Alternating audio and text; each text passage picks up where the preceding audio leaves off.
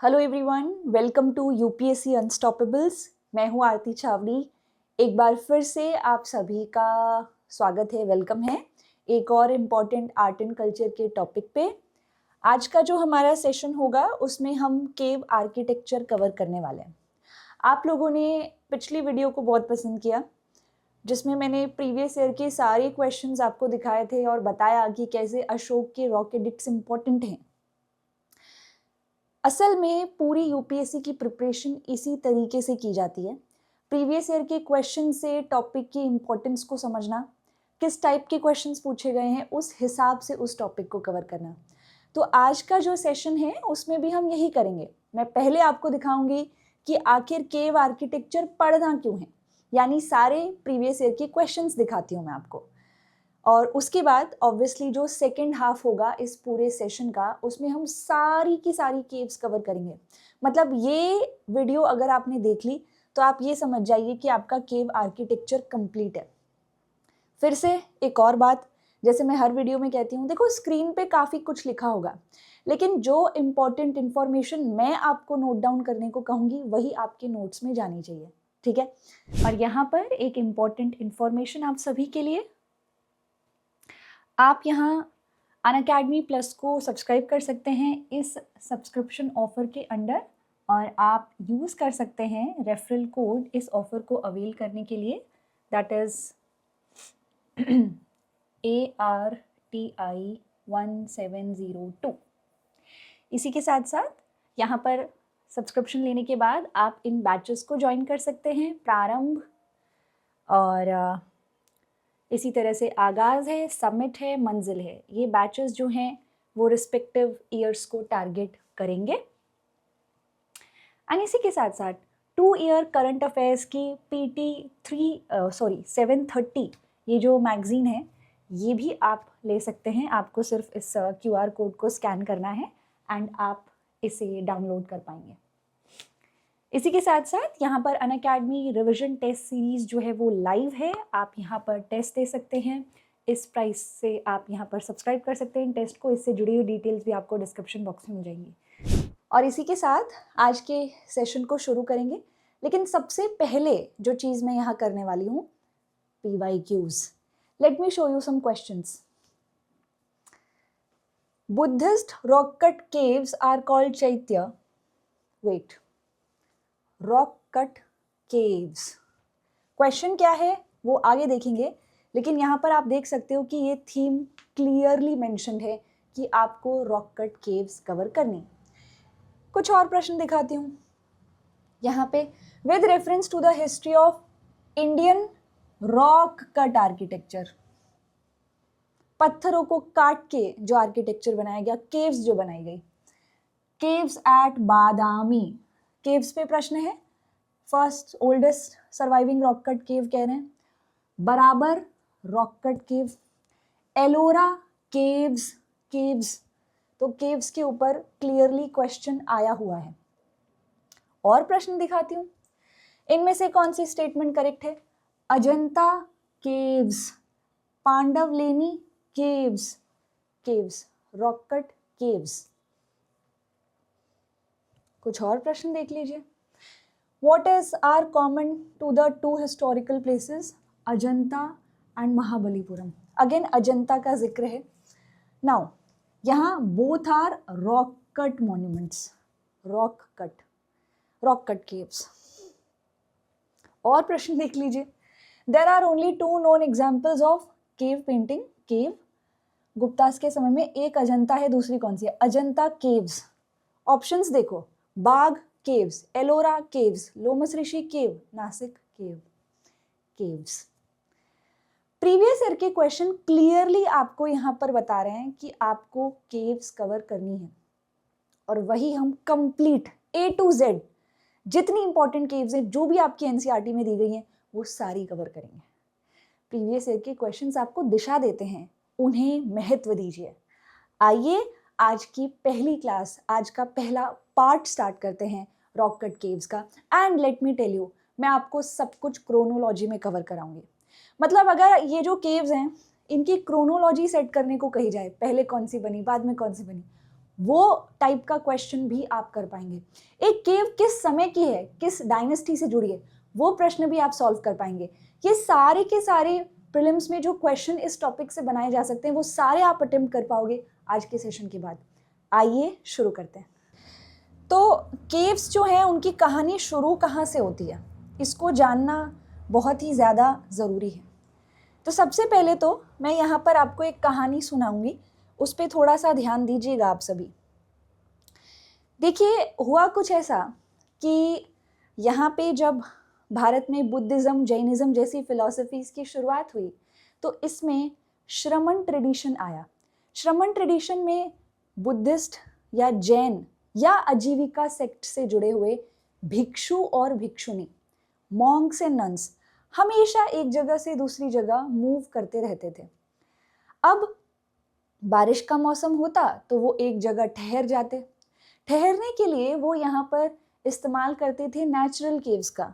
लेकिन जैसे जैसे ये फिलॉसफीज पॉपुलर हुई, राजाओं ने यहाँ पर इन्हीं भिक्षु भिक्षुनियों के लिए गुफाएं कटवानी शुरू कर दी।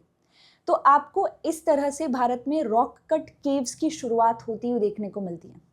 जब हम आगे बढ़े, गुप्तास के समय में गए तो वहाँ पर इवन हिंदू देवी देवताओं की जो मंदिर हैं, स्ट्रक्चरल टेम्पल से पहले, उन्हें कंस्ट्रक्ट करने से पहले गुफाओं के रूप में वो मंदिर बनाए गए। यानी हमारे पास जो रॉक कट केव्स हैं वो बुद्धिस्ट भी हैं, जैन भी हैं, आजीविका सेक्ट से भी जुड़ी हैं, और तो और हमारे पास हिंदुज़म से जुड़ी हुई भी रॉक कट केव्स हैं जिन्हें हम कंप्लीट कवर करना चाहते हैं। अब यहाँ पे अगर हम बुद्धिज़्म, जैनिज़्म की बात करें, आजीविका सेक्ट की बात करें, तो इन केव्स को कैसे यूज़ किया जा रहा है, या इन जनरल हम हिंदुज़्म से जुड़ी हुई भी बात करें, इन केव्स को दो पर्पस से यूज़ किया जा रहा है, रहने के लिए और वर्शिप प्लेस के लिए। केव्स को जब रहने के लिए इस्तेमाल किया जा रहा है, अगर मैं बुद्धिज़्म के कॉन्टेक्स्ट में बात करूं तो हम उनको विहार कहते हैं। आपने यहाँ पे बहुत सारी सोसाइटीज़ और कॉलोनीज़ के नाम भी ऐसे ही सुने होंगे, आनंद विहार, है ना। विहार मतलब रहने का स्थान। अगर केव्स को रहने के लिए यूज़ किया जा रहा है तो हम उन्हें विहार कह रहे हैं। अगर उन्हें वर्शिप के लिए यूज़ किया जा रहा है, पूजा पाठ करने के लिए, तो उन्हें हम चैत्य कह रहे हैं, और दोनों ही रूप में केव्स यूज़ हुई हैं। अब क्रोनोलॉजिकली चलते हैं। अर्लीस्ट रॉक कट केव्स हमें कहाँ से देखने को मिलती हैं? मौर्यन पीरियड से। लिखते जाइए, ये नोट्स आपके जो बनेंगे ये इतने कमाल के होंगे कि आपको उसके बाद कुछ भी एज सच बुक वगैरह पढ़ने की ज़रूरत नहीं है। तो मौर्यन पीरियड में अर्लीस्ट रॉक कट केव्स देखी जा सकती हैं। लोकेशन, हम जा रहे हैं बिहार, बिहार के जहानाबाद में। जहानाबाद में लगभग 7 केव्स हैं, 7 केव्स हैं। जहानाबाद में 2 पहाड़ियाँ हैं, बराबर पहाड़ी और नागार्जुन पहाड़ी, और इसमें ये रिस्पेक्टिव केव्स हैं। बराबर पहाड़ी में लोमस ऋषि, सुदामा, कर्ण झोपड़, विश्व झोपड़ी केव आपको देखने को मिलेंगी। दूसरी तरफ नागार्जुन पहाड़ी में गोपिका कुबा, वदतिका का कुबा और वापिया का कुबा। अब मैं थोड़ा थोड़ा इनके बारे में आपको बताती चलूंगी। सबसे पहले तो लोमस ऋषि केव, पहले आप पिक्चर देखिए। बराबर पहाड़ी, किसी पहाड़ी को बराबर क्यों कह रहे हैं? क्योंकि इस पहाड़ी को जब हम देखते हैं तो ये हर दिशा में बढ़ती हुई आपको दिख रही है, और वो भी बराबर, इसीलिए इसे बराबर पहाड़ी नाम दिया गया। आप इस पिक्चर पे ध्यान दीजिए, आप इस पे ध्यान दीजिए। ये बराबर पहाड़ी में केव काटी गई हैं। ये जो केव आप देख रहे हो यही है लोमस ऋषि केव। लोमस ऋषि का जिक्र NCERT में भी हमें मिलता है। ये आपकी सुदामा केव है। लोमस ऋषि केव को थोड़ा सा नजदीक से देखते हैं तो वो कुछ ऐसी नजर आएगी आपको। लोमस ऋषि केव की कुछ आर्किटेक्चरल फीचर्स, हाँ, कुछ केव्स के थोड़ी ज़्यादा डिटेल्स हम पढ़ेंगे क्योंकि उनका NCERT में भर भर के जिक्र किया गया है। वन ऑफ देम लोमस ऋषि। लोमस ऋषि केव के बाहर ये पूरी रॉक कट है, कुछ कंस्ट्रक्ट नहीं किया गया, बड़े से पत्थर में से इसको काटा गया है। इसमें आप आर्क देख सकते हो, पॉइंटेड आर्क भी है, इसमें सर्कुलर आर्क भी है। अगर इस आर्क के ऊपर हम थोड़ा सा डिज़ाइन देखें तो ये जो डिज़ाइन है ये यहाँ पर लकड़ी पर की गई नक्काशी से काफ़ी मिलता जुलता है, काफ़ी मैच करता है। तो काफ़ी आर्ट हिस्टोरियंस का ऐसा कहना है कि जो मौर्यन पीरियड में आर्टिस्ट होते थे, क्राफ्ट पर्सन होते थे, वो रॉ मटेरियल लकड़ी यूज़ करते थे।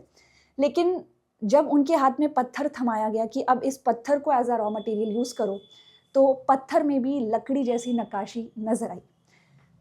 तो वुडन रेजेंबलेंस हमें डेकोरेटिव वर्क में देखने को मिलता है, आर्क हमें देखने को मिलता है, और जब आप इस केव के अंदर जाएंगे तो जो वॉल्स हैं वो काफ़ी पॉलिश्ड वॉल्स हैं।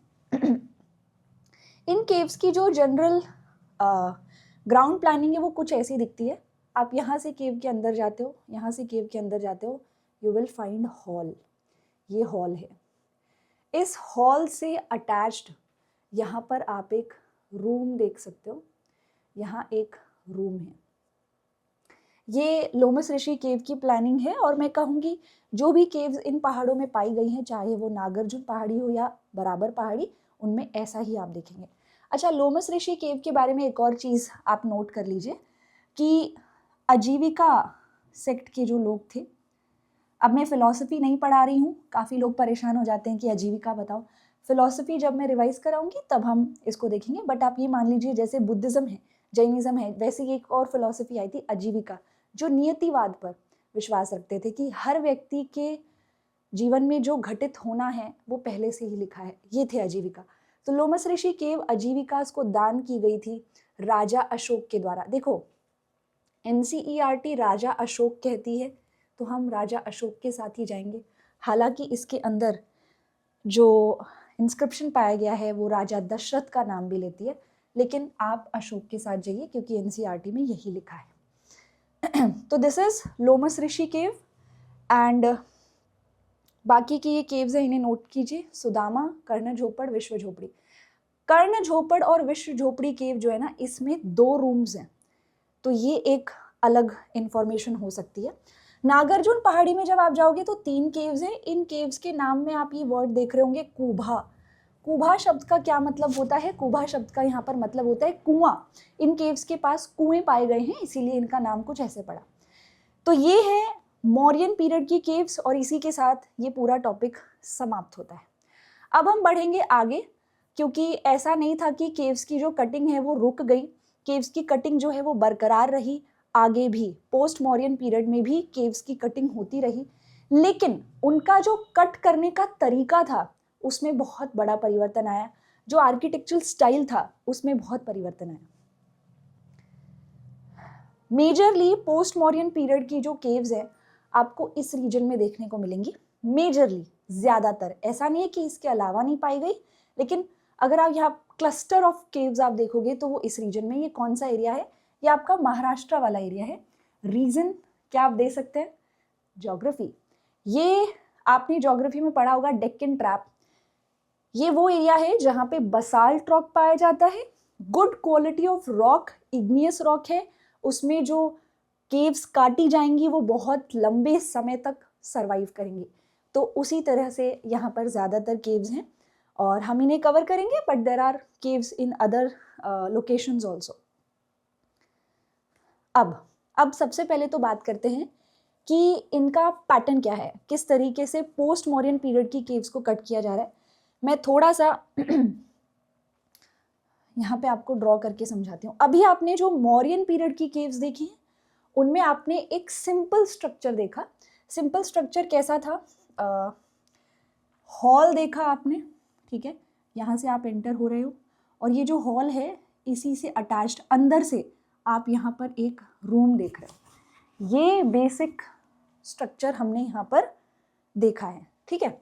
अब अगर हम अब जो केव्स देखेंगे उनका जो स्टाइल है वो क्या है, उस केव के बिल्कुल पीछे लास्ट में एक स्तूप मिलेगा आपको। स्तूप के सामने ऐसे करके आइल है, यहाँ पे पिलर्स आपको देखने को मिलेंगे। अभी पिक्चर दिखाऊंगी, क्लियर हो जाएगा आपको। इस तरह से आपको पिलर्स देखने को मिलेंगे। अगर आप खुद को यहाँ पर खड़ा हुआ इमेजिन करें और आप ऊपर की तरफ देखें तो आपको जो केव का हॉल है वो इस तरह से वोल्टेड देखने को मिलेगा। पिक्चर में दिखाऊंगी आपको, जैसे ये देखिए, अगर आप इस पिक्चर को देखो, जस्ट सी दिस, ये वोल्टेड हॉल आप देख रहे हो, ठीक है। तो केव्स की जो कटिंग है उसमें ये थोड़ा सा परिवर्तन आया। केव्स जहाँ पे काटी गई हैं वहीं पर कुछ केव्स को चैत्य और कुछ केव्स को विहार के रूप में इस्तेमाल किया गया।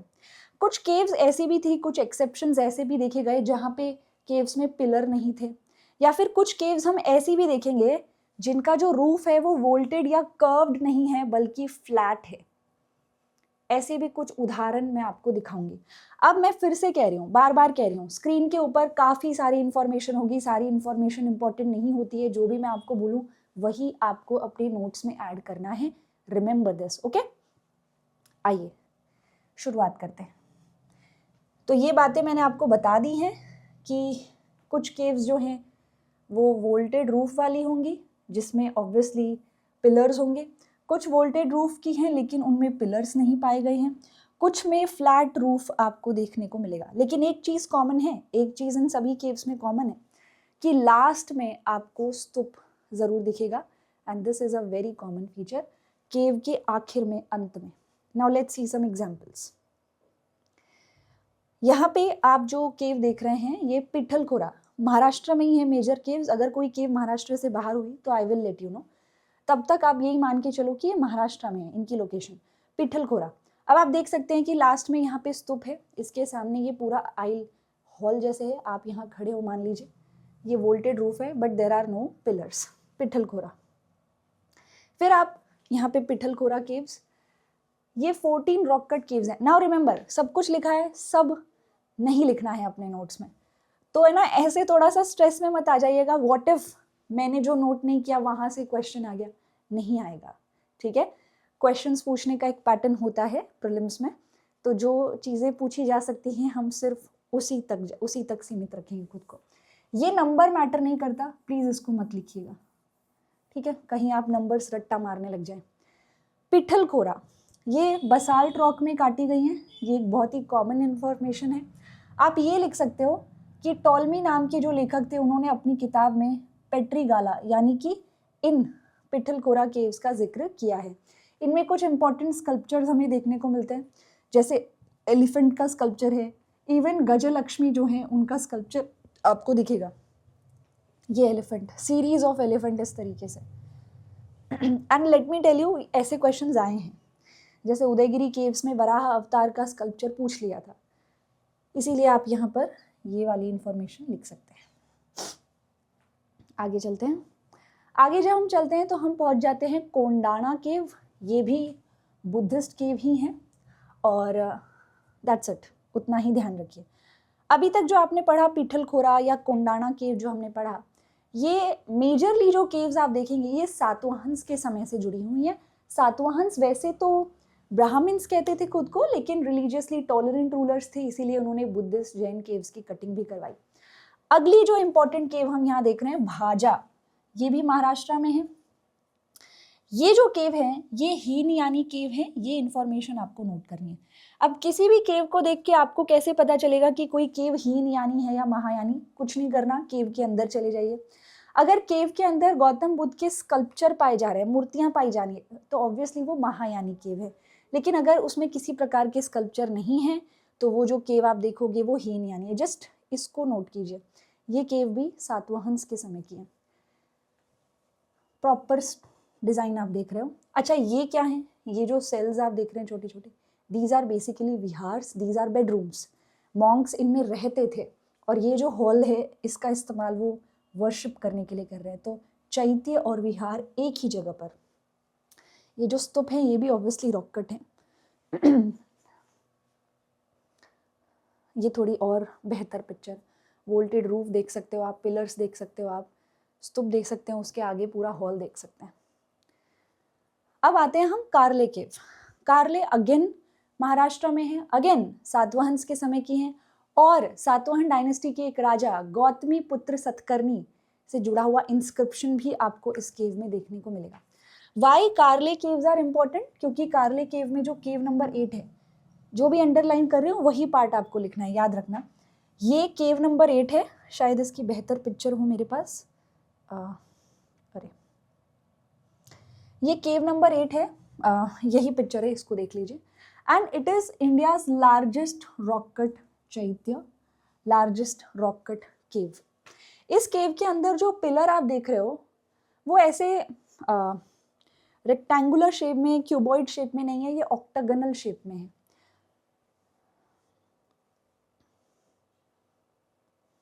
और ये महायानी केव हैं, ये देखिए ऑक्टागोनल शेप के पिलर्स हैं और इनके ऊपर इंस्क्रिप्शंस भी लिखे हुए हैं। नॉर्मली जो केव्स कट की जाती थी वो पूरी तरह से एक राजा के द्वारा पैट्रोनाइज नहीं होती थी, आते जाते जो ट्रेडर्स होते थे वो भी इन्हें पैट्रोनाइज करते थे, वो भी इन्हें कट करने के लिए पैसे दिया करते थे। तो अक्सर ये डोनेटिव इंस्क्रिप्शंस होते हैं कि किसने यहाँ पर केव की कटिंग में डोनेशन दिया है। नेक्स्ट आती है कन्हेरी।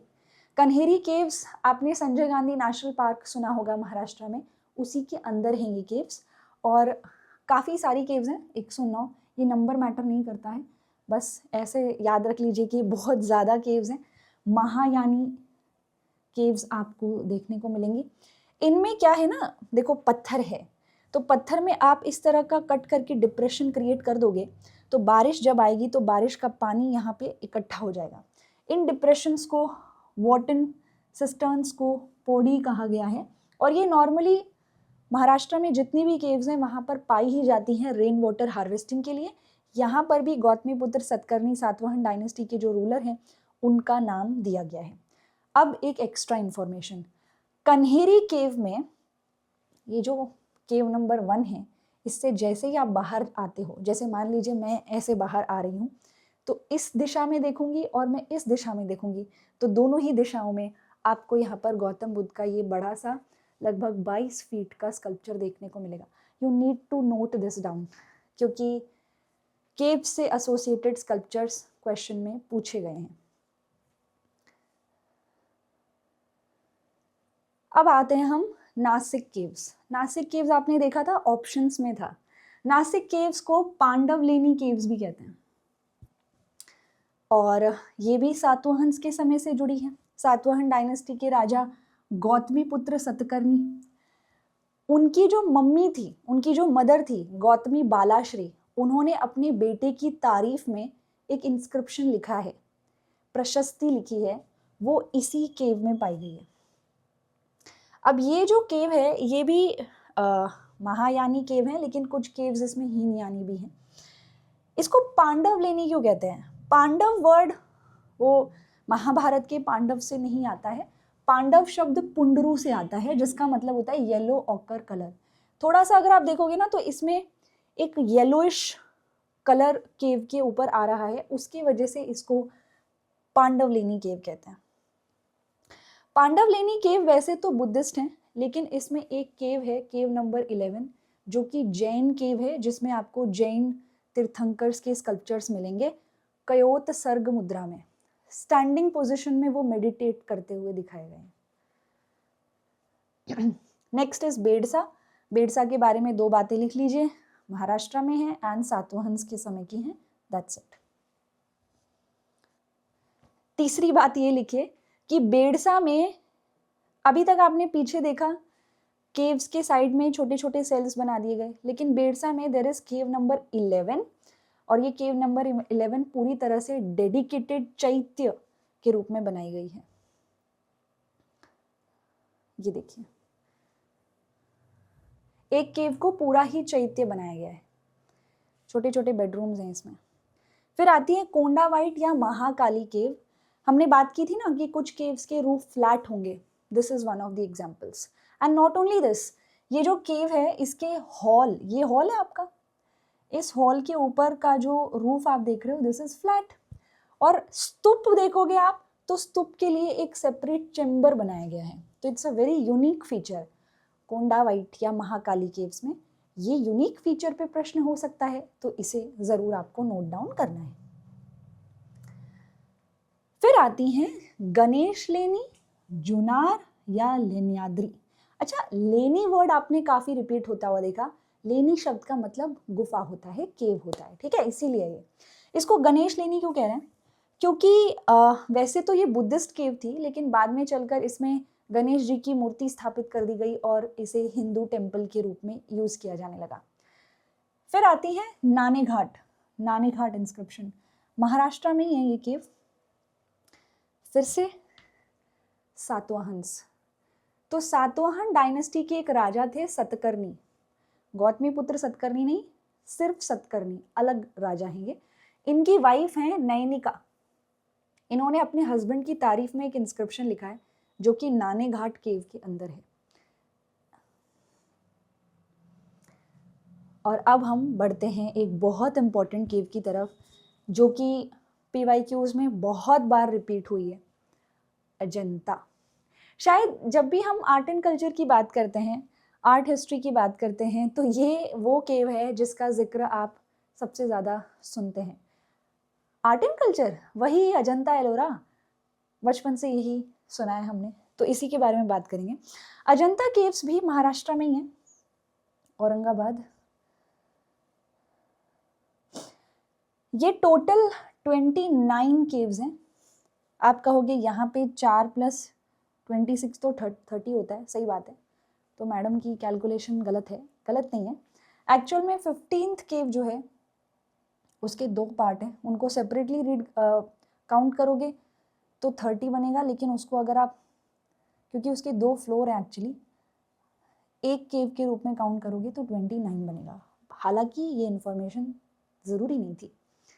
अब ये जो केव है, इस केव को अगर आप देखेंगे तो ये कुछ ऐसे शेप में जा रही है, इसीलिए ये थोड़ा कर्व लेती है, हॉर्स शू शेप में आपको यहाँ पर ये देखने को मिलेगी। इस केव के पास एक नदी बहती है, वघोरा, और उसी के द्वारा ये एक वाटरफॉल बनाया जाता है जिसे हम सप्तकुंड वाटरफॉल कह रहे हैं। आप देख रहे होंगे सप्तकुंड क्यों, ऐसा लग रहा है 7 कुंड में पानी जो है वो गिरते हुए नीचे आ रहा है, तो सप्तकुंड वाटरफॉल भी इसके पास ही पाया जा रहा है।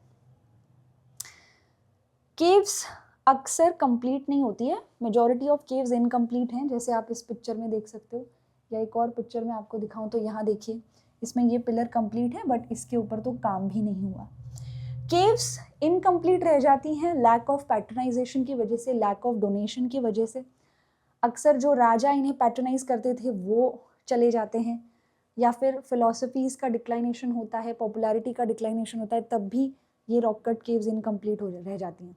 अजंता केव के बारे में एक बात ज़रूर नोट करें, सातवाहंस, ये जो दक्कन है आपका, यहाँ पे पहले सातवाहंस ने रूल किया, बट उसके बाद वक्कटक आए, और वक्कटक डायनेस्टी के जो राजा थे, इम्पॉर्टेंट रूलर हरिसेन, वो अजंता केव्स के बहुत बड़े पैटर्न थे, उन्होंने काफ़ी डोनेशन दिया है, और इनकी डेथ के बाद अजंता केव्स कंप्लीट नहीं हो पाई।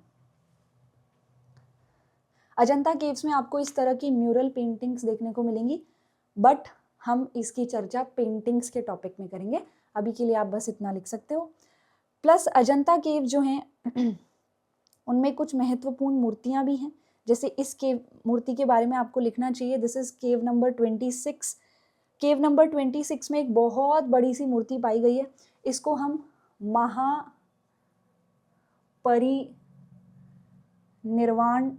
स्कल्पचर कहते हैं। इसमें गौतम बुद्ध की डेथ को दिखाया गया है, मृत्यु को। महापरिनिर्वाण का मतलब फाइनल ब्लो ऑफ, फाइनल मोक्ष। तो एक मोक्ष या एक एनलाइटनमेंट गौतम बुद्ध को जीवित रहते मिली थी पीपल के पेड़ के नीचे, और उसके बाद आखिरी मोक्ष उनकी मृत्यु थी, तो उसको इसमें दिखाया गया है। यहाँ पे जो फिगर्स हैं वो रोते बिलखते हुए आपको दिखेंगे। फिर हम आ जाते हैं थोड़ा सा MP की तरफ। MP में बाघ या बागवानी केव है, और बागवानी रिवर है, बागवानी रिवर है, और ये जो रिवर है इसी के पास आपको बुद्धिस्ट केव मिलेंगी, बाघ केव्स। ये जो केव्स हैं ये यहाँ पे गुप्तास के समय की हैं। अजंता केव्स जो है ना वो एक बार में नहीं कट हुई हैं, उसका कुछ हिस्सा सातवाहंस के समय में कट हुआ, कुछ वक्कटक्स के समय में, थोड़ा बहुत गुप्तास ने भी पैटर्नाइज किया, ऐसा है। यहाँ पे बागवानी केव्स या बाघ केव्स MP में हैं, और ये यहाँ पर गुप्तास के समय से आपको देखने को मिलेंगे। ये जो केव आप देख रहे हो, इसमें ये जो केव नंबर है ये 4 है, इसे रंग महल कहते हैं। इसमें भी म्यूरल पेंटिंग्स पाई गई हैं, वॉल्स पे बहुत खूबसूरत पेंटिंग्स पाई गई हैं। पेंटिंग्स के फीचर में अभी डिस्कस नहीं कर रही, हम इसको अलग टॉपिक में करेंगे। फिर हम आ जाते हैं महाराष्ट्र एक बार फिर से, और महाराष्ट्र में मुंबई के पास एक आइलैंड है, एलिफेंटा आइलैंड, जहाँ पर आप ये केव देखेंगे। अब हम थोड़ा सा आगे पहुंच गए हैं, अब हम थोड़ा मेडाइवल पीरियड में पहुंच गए हैं। वो समय जब राष्ट्रकूटास रूल कर रहे थे, वो समय जब हिंदुज़म भी धीरे धीरे करके फ्लरिश हो रहा था और बुद्धिज़्म जैनिज़्म पॉपुलैरिटी वाइज थोड़ा डिक्लाइन होने लगा। तो अब केव्स के अंदर आपको हिंदू देवी देवताओं के स्कल्पचर्स दिखेंगे। ये हिंदू रॉक कट केव्स हैं। तो एलिफेंटा केव्स, एलिफेंटा केव्स को एलिफेंटा केव्स क्यों कहा गया? तो ये एक आइलैंड था थोड़ा मुंबई से दूर। तो जो समुद्र है, पानी है अरेबियन सी, उसमें पुर्तगाली जो हैं वो यहाँ पे नेविगेशन कर रहे थे और वो गलती से उस आइलैंड पे पहुँच गए। आइलैंड पे पहुँचे तो वहाँ पर एक एलिफेंट का स्कल्पचर था और उस तरह से उन्होंने उस केव को एलिफेंटा केव नाम दिया। इन केव्स को घारपुरी केव्स भी कहते हैं। ये केव्स शिवजी को डेडिकेटेड हैं और यहाँ पर जो आप स्कल्पचर देख रहे हैं ये काफ़ी इंपॉर्टेंट स्कल्पचर है जिसमें लॉर्ड शिव को 3 रूप में दिखाया गया है, क्रिएटर, प्रिजर्वर, डिस्ट्रॉयर। इस मूर्ति को हम कहते हैं महेश मूर्ति। महेश मूर्ति, महेश मतलब ऑब्वियसली लॉर्ड शिव ही।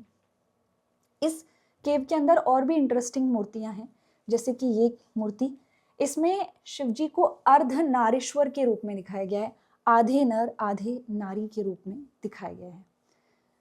कितनी बारीकी है देखिए, मतलब अगर आप ऐसे देखोगे तो इस तरफ नर का है, इस तरफ नारी को दिखाया गया है। आर्टिस्ट जो रहा होगा उसने कितनी बारीकी से चीज़ों को दर्शाया है। ऐसे ही आपको एक और स्कल्पचर दिखेगा नटराज का एलिफेंटा केव्स में, यानी कि लॉर्ड शिव नटराज, नृत्य के राजा के रूप में दिखाए गए। एक और थीम रावण शेकिंग कैलाश। एक बार जो हमारी पौराणिक कथाएं हैं उनमें आपको यहाँ सुनने को मिलेगा कि कैसे रावण ने एक बार तय कर लिया था कि वो पूरा कैलाश पर्वत ही लंका लेकर जाएंगे और फिर यहाँ पर वो पूरा दृश्य इसमें दिखाया गया। लेकिन अगर आप ध्यान देंगे तो एलिफेंटा केव्स जो हैं उसका काफ़ी मूर्तियाँ टूटी हुई हैं। इकलौती यही मूर्ति है जिस पे बहुत ज़्यादा असर नहीं पड़ा। एक्चुअल में ये जो केव है ना, इसके आगे जो पूरा हॉल एरिया है उसको पोर्तुगीज़ यूज़ करते थे शूटिंग प्रैक्टिस के लिए। तो पोर्तुगीज़ ने इन स्कल्पचर्स के ऊपर गोलियाँ चलाई हैं और यहाँ पे ये हालत इनकी इस तरह से बनी है। अब हम महाराष्ट्र में ही एलोरा गुफाओं की तरफ चलेंगे जो अजंता के ही पास है। लेकिन हमने अजंता के साथ एलोरा क्यों नहीं पढ़ी? क्योंकि एलोरा केव्स बहुत बाद में कट हुई हैं, राष्ट्रकूटास के समय में कट हुई हैं। एलोरा केव्स को वेरुल लेनी भी कहते हैं। नॉर्मली ज़्यादातर केव्स आपको ट्रेड रूट्स पर देखने को मिलेंगी, एलोरा केव्स ट्रेड रूट पर नहीं है। केव्स को ट्रेड रूट पे काटा जाता था क्योंकि आते जाते जो ट्रेडर्स थे वो यहाँ पर डोनेट करते रहते थे, क्योंकि ट्रेडर्स ने बुद्धिज़्म जैनिज़्म को बहुत सपोर्ट दिया है। बुद्धिज़्म जैनिज़्म वर्ण जाति व्यवस्था को फॉलो नहीं करता था, इस वजह से ट्रेडर्स ने उसको काफ़ी सपोर्ट दिया, प्रमोट किया और उससे जुड़े हुए आर्किटेक्चर को भी बहुत सपोर्ट दिया। तो ट्रेड रूट्स पे नॉर्मली केव्स पाई जाती हैं, बट अजंता केव्स आपको नहीं मिलेंगी। Ajanta caves sorry Ellora caves आपको नहीं मिलेंगी। एलोरा केव्स यूनिक क्यों हैं? क्योंकि एलोरा केव्स जो हैं वो ना तो पूरी तरह से बुद्धिस्ट, ना पूरी तरह से जैन और ना पूरी तरह से हिंदू हैं। इसमें मिक्स है, हिंदू केव्स भी पाई जाएंगी, बुद्धिस्ट भी हैं और जैन केव्स भी आपको मिलेंगे। नंबर मैटर नहीं करता, ज़्यादा से ज़्यादा अगर आप नोट कर सकते हो तो ये कि हिंदू केव्स ज़्यादा हैं। ये देखिए, ये पूरा मैप है इसका, ये थोड़ी सी पिक्चर आपको दिखेगी। अब क्योंकि अजंता केव की बात हो ही रही है तो एलोरा केव की बात हो ही रही है, तो एलोरा केव में हम यहाँ पर बात करेंगे एक बहुत महत्वपूर्ण केव की, केव नंबर 16 की। केव नंबर 16 जो है वो हिंदू केव है। ये जो केव है ये लॉर्ड शिव को डेडिकेटेड है। इसे हम कैलाश नाथ टेम्पल कहते हैं, जो कि राष्ट्रकूट डायनेस्टी के राजा कृष्णा फर्स्ट के द्वारा कटवाया गया। देखिए इस विशाल करिश्मे को, इतना विशाल मंदिर रॉक कट है, कहीं पर कोई जॉइंट नहीं है। जस्ट इमेजिन, ये पूरा पत्थर रहा होगा, इसको कट किया गया। ये मंदिर जो है वो ऊपर से नीचे की तरफ काटा गया है और इतना विशाल मंदिर यहाँ पर निकल कर आया। तो अपने आप में करिश्मा है, राइट? कहीं पर कोई जॉइंट नहीं है, इतना बड़ा विशाल मंदिर द्रविडियन स्टाइल में इन्होंने रॉक कट में बनाया। सो क्वाइट इंटरेस्टिंग, यूनेस्को की लिस्ट में भी शामिल है ये। इसी दिशा में आगे बढ़ते हुए रॉक कट केव्स की सीरीज में हम थोड़ा सा जाएंगे उड़ीसा की तरफ, जहाँ पर हमें उदयगिरी और खंडगिरी केव्स मिलेंगी। ये केव्स जैन केव्स हैं और उड़ीसा या कलिंग के राजा खारवेला के द्वारा कट की गई थी। खारवेला सातवाहंस के कंटेम्प्रेरी हुआ करते थे। सातवाहन डायनेस्टी के राजा सतकर्णी, जिनकी वाइफ नैनिका ने इंस्क्रिप्शन लिखा था, उनके कंटेम्प्रेरी थे। और खारवेला ने यहाँ पे, कंटेम्प्रेरी मतलब समकालीन, एक ही समय पर रूल कर रहे हैं वो। खारवेला ने सतकर्णी जो है उनके साथ युद्ध भी लड़ा है और युद्ध में उन्हें हराया भी है। और उस हार का जिक्र जो है वो उन्होंने एक अभिलेख में किया है, और वो जो अभिलेख है वो आपको हाथी गुफा में मिलेगा। उदयगिरी केव्स जो हैं वो, ये सारी उदयगिरी केव्स की लिस्ट है, उसमें हाथी गुफा भी एक है जिसमें आपको वो इंस्क्रिप्शन मिलेगा। रानी गुफा जो है उदयगिरी केव्स की सबसे बड़ी केव है। इसके अलावा खंडगिरी केव में भी नवमुनि केव, त्रिशूला केव और अंबिका गुफा, ये सब आप पाएंगे। अब थोड़ा सा साउथ की तरफ चलते हैं, साउथ के रॉक कट टेम्पल्स को। टेम्पल्स मेजरली आपको मिलेंगे साउथ में। हिंदुज़म जो है वो ज़्यादा फैलता हुआ आपको दिखेगा। तो साउथ में रॉक कट केव्स की जो शुरुआत है वो आपको देखने को मिलेगी यहाँ तमिलनाडु के महाबलीपुरम में। महाबलीपुरम, ये जो शहर है महाबलीपुरम, ये पल्लव डायनेस्टी जो थी उसके एक राजा थे नरसिम्हावर्मन या नरसिंहवर्मन, उन्होंने ये शहर बनवाया था। वो मल्ल युद्ध में बहुत अच्छे थे। मल्ल युद्ध का मतलब होता है कुश्ती, तो उन्होंने इस शहर का नाम रखा था महामल्लपुरम, और अब ये महाबलीपुरम कहलाता है। ये तमिलनाडु में है और इन्हीं के अंडर महाबलीपुरम में आप देखेंगे रॉक कट हिंदू टेम्पल्स। ये जो मंदिर आप अभी स्क्रीन पे देख रहे हैं, अगर आप इनके नीचे व्हील्स इमेजिन करो तो ये रथ के आकार के दिखेंगे। इन्हें इसीलिए हम रथ मंदिर, रथ टेम्पल भी कहते हैं, रथ टेम्पल भी कहते हैं। और ये जो रथ टेम्पल आप देख रहे हो, ये रथ टेम्पल 8 हैं। रथ टेम्पल्स रथ के आकार के हैं, इस वजह से 8 हैं ये। लेकिन 8 में से 5 जो हैं उनका जो नाम रखा गया है वो 5 पांडवों के नाम से रखा गया है, इसीलिए हम इनको पंच पांडव रथ टेम्पल भी कहते हैं।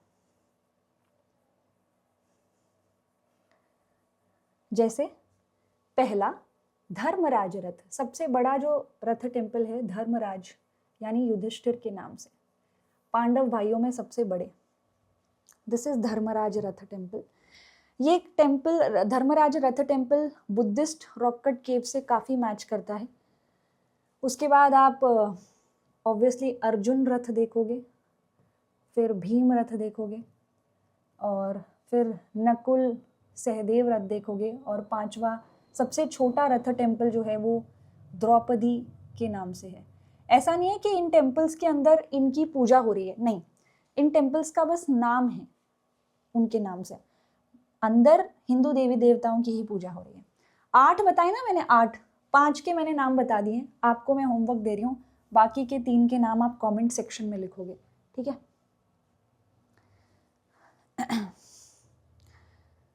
अगर आप महाबलीपुरम, ये देखो ये पिक्चर कितनी अच्छी है, कितनी सुंदर है, कैसे ये पूरा पत्थर है और उसमें कैसे ये कट कर रखा है, कटिंग कर रखी है, रॉक कट टेम्पल। महाबलीपुरम में एक बड़ा सा पत्थर है जिसको बहुत ही खूबसूरती से, बड़ा सा पैनल है जिसको कुछ इस प्रकार से बनाया गया है, इसको भी जानना थोड़ा सा ज़रूरी है। इस पूरे पैनल के ऊपर अर्थ और हेवन दोनों ही दिखाए गए हैं। यहाँ पर आप देखो उड़ते हुए फिगर्स आपको नजर आएंगे। इस पूरे पैनल के ऊपर यहाँ पर 2 थीम्स हमें देखने को मिलते हैं। ये आर्ट हिस्टोरियंस का इंटरप्रिटेशन है, आपकी एनसीईआरटी में भी दिया हुआ है और यहाँ से प्रश्न भी आ चुका है। एक तो आप इस फिगर को देखो जो एक टांग पर दोनों हाथ ऊपर करके खड़ा है। इन्हें इंटरप्रेट किया गया है कि ये शायद अर्जुन हो सकते हैं महाभारत के, जो कि तपस्या करते हुए दिखाए गए हैं वेपन्स को प्राप्त करने के लिए। ऐसा भी कहा जाता है कि शायद ये जो आप देख रहे हो, जिसमें आप यहाँ पे वाटर नागास को नीचे आते हुए देख रहे हो, ये शायद महाभारत का वो एपिसोड है जिसमें गॉडेस गंगा धरती पर आई, descent of Ganga. This is also possible. तो ये दोनों थीम्स आपको इस पर मिलेंगे। थोड़ा आगे बढ़ते हैं। अब हम जा रहे हैं कर्नाटका।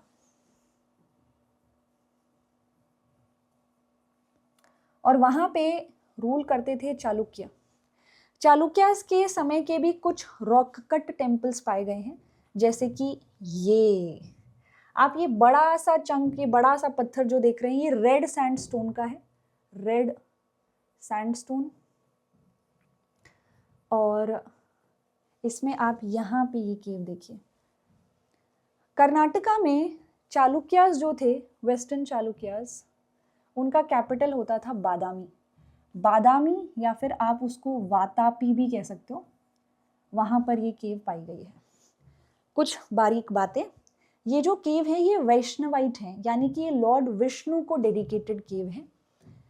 पर इस केव में एक मूर्ति आपको लॉर्ड शिव की भी देखने को मिलेगी। टोटल ये जो केव्स हैं सारी ही लॉर्ड विष्णु से जुड़ी हुई हैं, लेकिन आखिरी केव जैन केव है। ये कुछ फैक्चुअल जानकारी है जो आपके नोट्स में जानी चाहिए। इस बादामी केव्स की जो ये पूरी सीरीज है, यहाँ केव है, यहाँ है, यहाँ है, जो लास्ट केव आप देख रहे हो ये एक्चुअल में जैन केव है, जैन केव।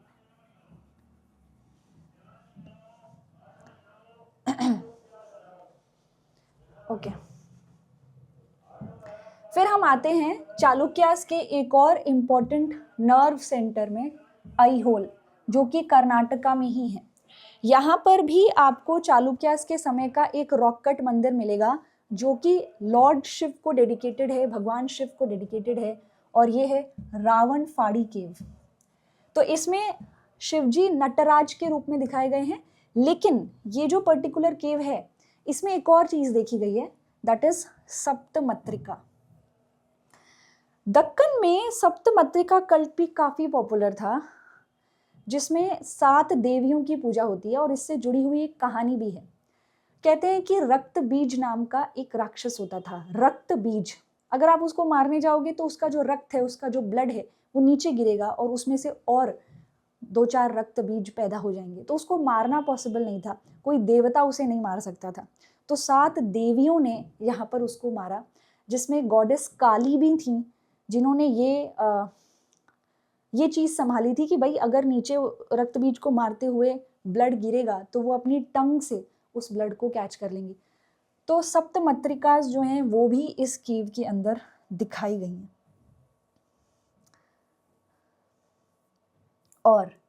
और इसी के साथ हमारी सारी ऑलमोस्ट रॉक कट केव्स जो हैं, ऑलमोस्ट नहीं, सारी केव्स यहाँ पर कंप्लीट होती हैं।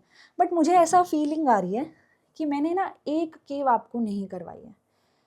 1 मिनट रुक जाइए। आई जस्ट फील कि देयर इज़ वन केव जो हमने यहाँ पे छोड़ दी है। अगर वो पिक्चर्स में नहीं है, स्लाइड में नहीं है, तो वो मेरे ध्यान में है। चलिए, मेरे हिसाब से वो स्लाइड में नहीं है, कोई बात नहीं, मैं आपको वैसे याद करवा देती हूँ। गुप्ताज के समय में मैंने आपको जो रॉक कट केव कराई, बाग केव करवाई मैंने आपको, जो कि एमपी में है ना, बाग केव्स। मुझे एक और केव गुप्ताज के समय की याद आ रही है, उदयगिरी। आप कहेंगे नहीं नहीं उड़ीसा में करवाई है, उड़ीसा में जो उदयगिरी है वो अलग है। ये उदयगिरी केव्स आपको एमपी में देखने को मिलेंगी और ये भी गुप्ताज के समय की है। आप इसमें ये नोट कर सकते हो कि ये हिंदू रॉक कट केव है। तो ये जो केव आप देखेंगे इसमें विष्णु जी का वराह अवतार कट करके पत्थर से दिखाया गया है, तो वराह अवतार।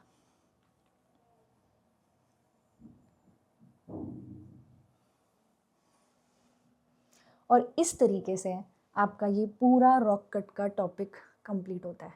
इसके बाहर कोई रॉक कट केव से आपको प्रश्न नहीं आता हुआ देखने को मिलेगा। जितनी इंपॉर्टेंट रॉक कट केव्स हो सकती थी वो सारी ही मैंने आपको कवर करा दिया। अब चाहे आप प्रश्न देख लीजिए, and let me tell you, मैंने यहाँ तो 2-4 ही प्रश्न डाले हैं। जो स्कल्पचर्स वगैरह मैंने आपको पढ़ाया ना, उन सब पे क्वेश्चंस आए हैं। आप इस टॉपिक के बाद PYQs चेक कर लेना, मैं आपको गारंटी दे रही हूँ। आप यहाँ पर केव्स का एक भी प्रश्न गलत नहीं करेंगे, तो केव्स का टॉपिक आपका पूरा कंप्लीट होता है। और अगर आपको आर्ट एंड कल्चर इसी तरह से PYQ बेस्ड मेरे साथ करना है, तो आप मैराथन सेशन मेरा ज्वाइन कर सकते हैं, जो कि कल है संडे को। संडे आप वर्किंग प्रोफेशनल हैं या फिर आप यहाँ पे स्टूडेंट हैं, ऑल टाइम एस्पिरेंट है, छुट्टी है, जुड़िए। दोपहर 3:30 बजे क्लास एनरोल करने के लिए आप इस QR कोड को स्कैन कर सकते हैं। अपकमिंग अपडेट्स के लिए आप टेलीग्राम ग्रुप ज्वाइन कर सकते हैं। कुछ प्रश्न देखें। अब आप यहाँ पर इस क्वेश्चन को रीड कीजिए, आंसर कमेंट सेक्शन में, मैं डिस्कस नहीं करूंगी। Some Buddhist rock cut caves are called Chaitya while the others are called Vihar. What is the difference between the two? आप ऑप्शन रीड कीजिए और आंसर कमेंट सेक्शन में, ठीक है। पॉज कर लीजिए वीडियो चाहे तो। अगला प्रश्न, with reference to the history of Indian rock cut architecture, consider the following statements. The caves at Badami are the oldest surviving rock cut caves. क्या ऐसा है? बादामी केव्स तो हमने चालुक्यास के समय में पढ़ी है, लेकिन ओल्डेस्ट सर्वाइविंग केव्स कहीं मौर्यंस के समय में होनी चाहिए या मौर्यंस से पहले, अगर उससे पहले की भी है तो। पर ये तो रॉन्ग हो गई आपकी statement. Barabar rock cut caves were originally made for Ajivikas by emperor Chandragupta Maurya. Ashoka का नाम हमने पढ़ा है, ये भी गलत। At Ellora caves, okay, Ellora caves जो हैं वो डिफरेंट फेथ्स के लिए बनाई गई हैं। हाँ, यहाँ पर एलोरा केव्स में हिंदू केव्स भी हैं, जैन केव्स भी हैं और बुद्धिस्ट केव्स भी हैं, तो आंसर क्या होगा? सी। अब यहाँ देख लीजिए,